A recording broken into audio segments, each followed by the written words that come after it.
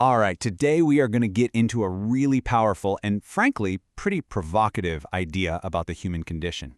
It comes from the theologian John Calvin, and it's been shaping how we think for more than 500 years. So let's just dive right in.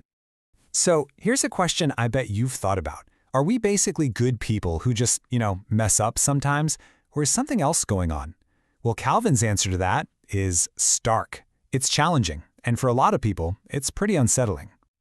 Here's our game plan. We'll start with Calvin's diagnosis of what's wrong with us.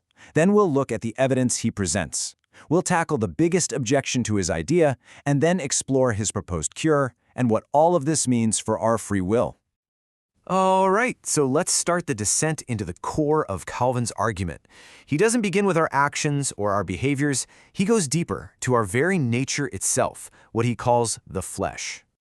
Now, this is absolutely crucial to get right from the start. When Calvin says flesh, he is not just talking about our physical bodies or, sensual desires. For him, flesh is the whole shebang. It's the entire person in their natural state. Your mind, your will, your emotions, all of it.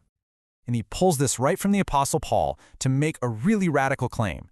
He says our natural mind isn't just kind of neutral or a little bit weak, it's actively hostile. It's in a state of enmity, as the text says, against God.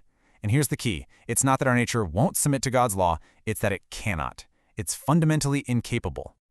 So the bottom line of this diagnosis is, well, it's total. This isn't about one little flaw here or a weakness over there. For Calvin, every single part of the human soul, from our ability to reason to our will to choose, is fundamentally corrupted. It's completely unable to produce anything genuinely good on its own. Now, you might be wondering, okay, where is he getting this stuff? Well, Calvin doesn't just make this claim out of thin air. He argues it from Scripture, and he gathers up a series of verses that he unleashes like, in his own words, thunderbolts to strike down human pride. He puts together this pretty devastating list from the book of Romans. And just listen to how absolute that language is. No one. All. It's not describing just a few bad apples. In his view, this is a universal indictment of the entire human race. And let's be super clear here. We're not just talking about some bad habits that we could fix with a little more willpower. Calvin uses this incredible metaphor of a hydra, that mythical multi-headed serpent, to say that this evil is a monstrous, living force that's coiled inside our very nature. Okay, hold on. This brings up a huge, obvious question, right? If everyone is that corrupt, what's the deal with all the genuinely decent, virtuous, even heroic people out there who aren't religious? How does this theory explain them? Calvin actually tackles this problem head-on. He uses a historical example contrasting two figures from ancient Rome. On one hand, you have a guy like Camillus, a hero, a model of virtue. On the other, you have Catiline, a notorious villain. Clearly, they aren't the same. One seems good, the other evil. So how can both of them be totally corrupt? Well, Calvin's solution is pretty clever. He argues that God's grace actually operates in the world in two totally different ways. And this distinction allows him to explain the apparent goodness we see in people without tossing out his core diagnosis. The first type is what he calls restraining grace. The best way to think about it is like a bridle on a wild horse. Calvin's idea is that God puts all these checks and balances on people, things like shame or fear of punishment, or just wanting a good reputation, to keep society from completely falling apart. It controls the outward behavior, but it doesn't actually change the person's inner nature. And here's the part that's really tough to swallow.